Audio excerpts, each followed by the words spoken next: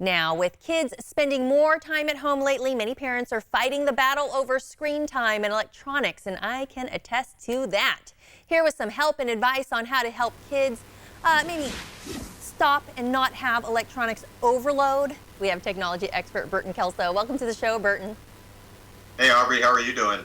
All right, so I am the first to admit that that is a battle we're fighting at home, and it's easy to hand the kids the electronics, their devices, especially when we are stuck at home with not a lot of options on things to do. Also, it's been triple digits outside out here, so when mom and dad need to get their work done, sometimes that's the answer. But it is still important for parents to monitor that screen time, right? It is because too much screen time can have a negative effect on your kids. So it's good to have apps to kind of curtail their screen time and keep them focused on other things other than just playing on electronics. That's right. So we have all kinds of devices. We have, video game devices. We have our laptops, our iPads, all those kinds of things. We also have a Nintendo Switch at home, and apparently you can set some time limits there, huh? Yes, that's right. Nintendo, unbeknownst to a lot of people, has the Nintendo Switch app that allows you to control multiple switches. So you can set screen time limits like 15 minutes up to 4 hours. But the good thing about the Switch app is that it allows you to set parental controls. So if there's games you don't want them playing, you can block those games, but also you can set time limits to make sure that they're not getting Nintendo Switch overload on their Switch devices. That is good to know. I had no idea about the Switch and that app. Okay, what about PlayStation? That's another popular device. Is there an app for PlayStation that controls playing time? There is. Now, the PlayStation app lets you set up parental control accounts for your kids. So you can also set up parental controls to make sure that they're not playing inappropriate games. You can also set screen time limits from like 0 minutes to up to 6 hours of playtime. And it allows you to control it from your smart device. So you don't have to log onto your Switch to make whatever parental control settings you need to change. Now, Burton, have you gotten any feedback on these apps? Do you think a lot of parents are taking advantage of these apps, and does it work? I think a lot of parents are starting to embrace these apps now, because the challenge is that if you have a gaming console system like a Switch or a PlayStation, you don't always know how to get into the console. But with an app, you can just do it from your smartphone and not worry about having to learn the ins and outs of your game system. That's true. And they're easy to use. Yes, and the apps are easy to use too, so that's a plus. Yeah, access at our fingertips. All right, let's go back. We're talking about the different devices, the iPhone, the iPad, the laptops, the MacBooks. I know Apple, they have a ton of features, they have a ton of products. How do we monitor screen time on our Apple devices?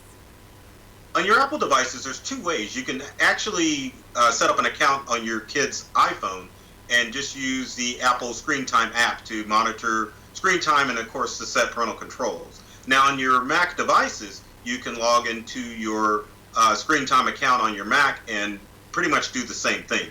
And because of your iCloud account, you can control it by logging into your iCloud account on your phone or on the website and make sure that your kids are not getting information overload by playing too many games or going to inappropriate websites.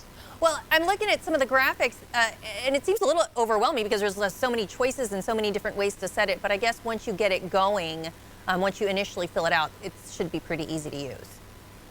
Yeah, definitely. And the challenge with a lot of these apps is that you are going to have to take Tech 101 to learn the ins and outs of the apps. But once they're set up, like you said, Aubrey, they're a breeze and easy to use. Yeah, so you got to get them programmed. And it seems like there is an app for everything. We can't leave out the Microsoft Family app. What makes this app unique?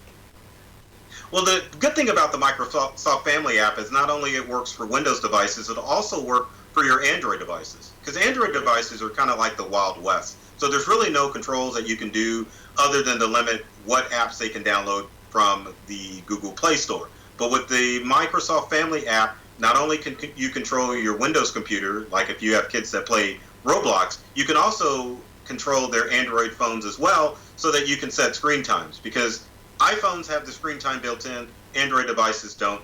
The Microsoft Family app will control Windows and Android devices. Oh, Burton, you said the magic word, Roblox. That is a popular one at my house. Do you have any other advice for parents who are really concerned about, all the screen time consumption or that electronics overload? What else can they do? Well, I get it as far as letting your kids play on their electronic devices to kind of give mom and dad more time to get work done, especially working at home. But my main advice is that you probably want to limit your kids to probably 2 to 4 hours of playing time each day. But obviously be good parents, make sure that they're doing what they're supposed to do, but make sure you limit their screen time, because these apps are designed to make your kids addictive. And the more they play, the more problems you're going to have with your kids as far as getting them to cut off their devices. All right, Burton. Great tips as always. Thanks for joining us today. Thank you, Aubrey. This interview involves commercial content. The products and services featured appear as paid advertising.